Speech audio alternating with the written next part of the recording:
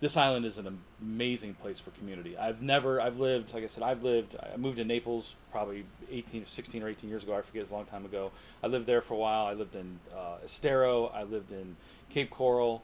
And I was going to move to the Keys, but we came here and just fell in love with the place. There's where else can you go where like you walk down the Publix, you see 5 people you know. We've been a lot of places, and if it wasn't for my friends and neighbors in this community you have, I wouldn't be here. Oh, I wouldn't put up with all these hurricanes, and you're living in transient housing. I'm living in a trailer. yeah. I mean, it's I'm choosing here with Yeah. my friends, with my neighbors, my and community. and my son as well. Like that's the part is that he only knows here. He was young. He was just entering kindergarten when we moved here, and he doesn't know any other place. And I'm like, buddy, we can move anywhere you want. Like, I work remote. We can live anywhere. You want to move the Keys, move the Keys. And he was adamant. This is my home. I love this island. I'm staying. So, how many places have you lived since, Ian? 9. 9 places. 9 places. Yeah, it's I'm going on number 9. So sorry, 8 right now. I'm going on number 9 tomorrow. And how long have you lived here? I've been on the island a little over almost 7 years. Okay, Yeah. 7 years. Not a long time for some people, and some people been Not- here a long time. Not a long time for 10 different residences, or Right, 9 different yeah. residences. But that's the hurricane teaches you those things to be, and it's a good life lesson for my son too. I mean, hurricanes suck, but it shows you what you can overcome.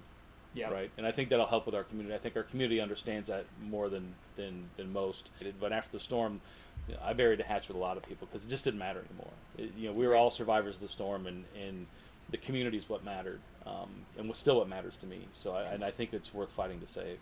Like I said, I think you said you talked to a few people who have their lots for sale over there right now, and that's very concerning to me. And you got to know that's going to happen. I mean, when those things get proposed, it seems so obvious to me. But I don't know why we're shooting our residents in the foot. Because we've been through so much. I went over and there's 2 lots in a house, brand new, post Ian house that are on the market. All now. compliant, ready to go. Yeah, and they're and the reason at least 2 of them, I haven't talked to the third person with a lot, but 2 of them, they put their house on the market after the approval because of the approval. You took a drone photo, didn't you? You take a Yeah. drone and you went up about 250 foot. Yeah. And took a shot this way, and I could see in the back. I could see my house from that drone footage. Yeah. I was shocked. I'm like, oh, there's my house is under construction. I'm like, oh, there it is.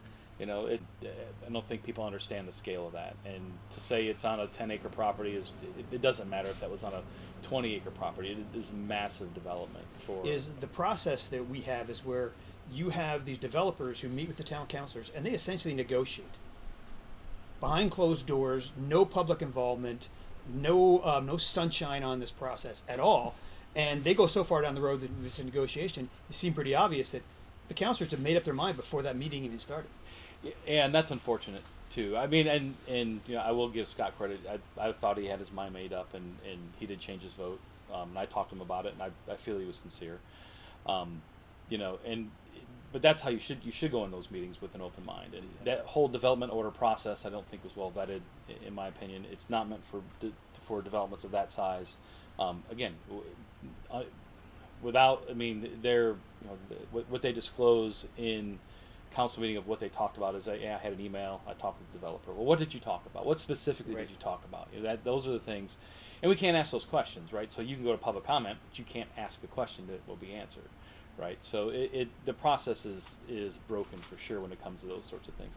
I think they heard the residents loud and clear. They just chose to ignore them, and that's. I went to 2 meetings. I didn't go to the first one. I went to the second 2. There was more than 50 people who were opposed to it, and 1 person who spoke for it, and they were from London Bay. Right. Which is funny. I mean, it's overwhelming, and I hear a lot of rationalizations of why people still approved it, saying, well, everyone who wasn't there was pro it. And I didn't go to the first meeting. I thought there's no, after the EBS, there's no way they're going to approve this. No way. And when they did, it was a shock to me as well. So A lot of what they negotiated is moving the massing of buildings away from Estero Boulevard, but then they moved them against the residential neighborhood. part of it. And where we're sitting here, we're on a deck maybe 8 feet off the ground, Yeah. and you can't see anything higher than a house. Right.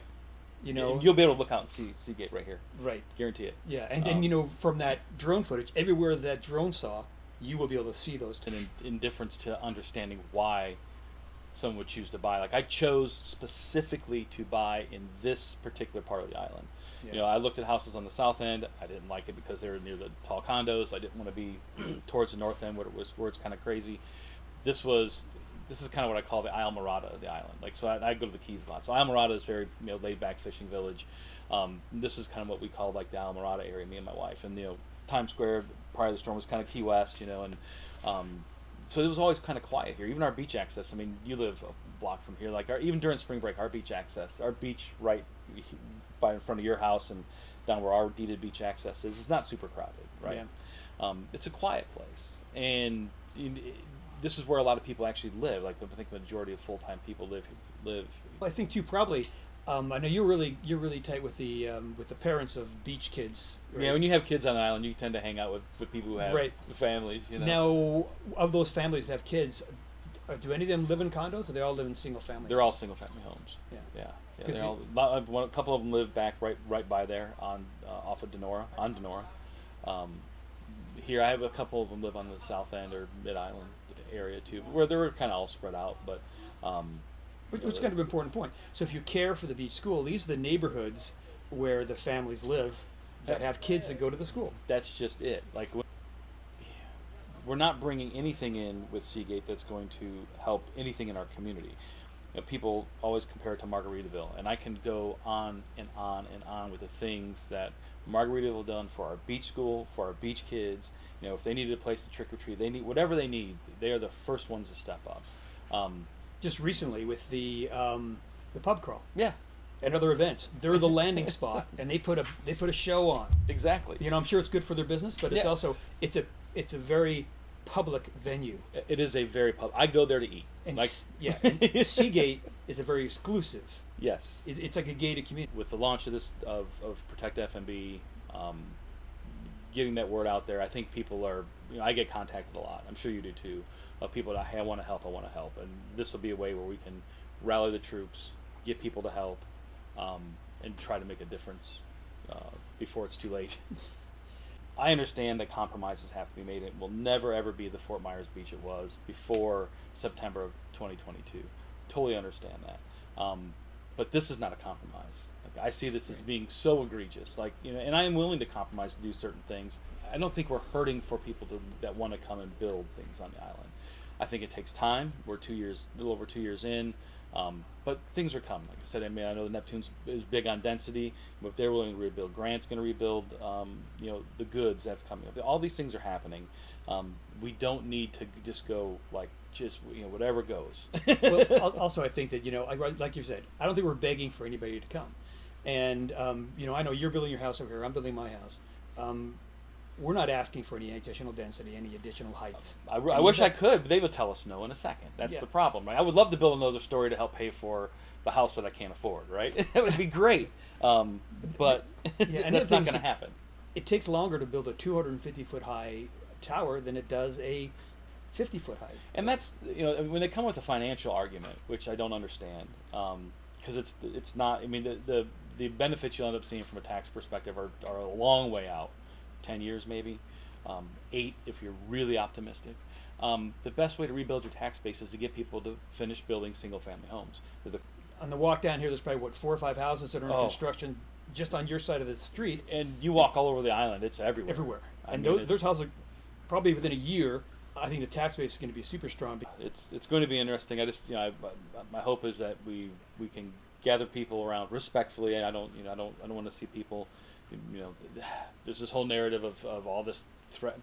People are going to be heated. I get it. No one needs to threaten anybody, but people are going to be heated, and they should expect people to be angry. That's just part of the process of when you don't feel like you're being heard. And I think a lot of people don't feel like they're being heard. So hopefully, through Protect F&B, even the people who are upset can work with us, and we can be a one voice, calmly and forcefully, Right. making our points heard. Anybody who runs for public office needs to have a little thick skin. I mean, Yeah. just the way that it is.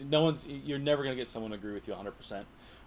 Sometimes never. It's just the way that it is, and you got to be able to deal with that, and not get Again, I don't condone anybody threatening anybody physically or contacting people's family members. I think that there are better ways to get our points or making. If you say, well, I don't live mid-island, it's not a real big deal for me, I just did a quick thing, and I found like a dozen lots that are sizable that someone could cram a tower on, including the Baptist church right next door to you, right Yeah. here, and they're all up and down the island. And if you go to protectfmb.org, there's a quick little map that shows where they are.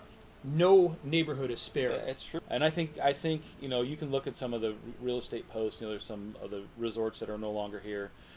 They were posting when council approved Seagate that, now we can start talking to developers because we kind of understand what's going to happen. The, people stand to make a lot of money doing that, and I get it. I'm a capitalist. I want people to make money, but I don't think we have to give away our community to do it.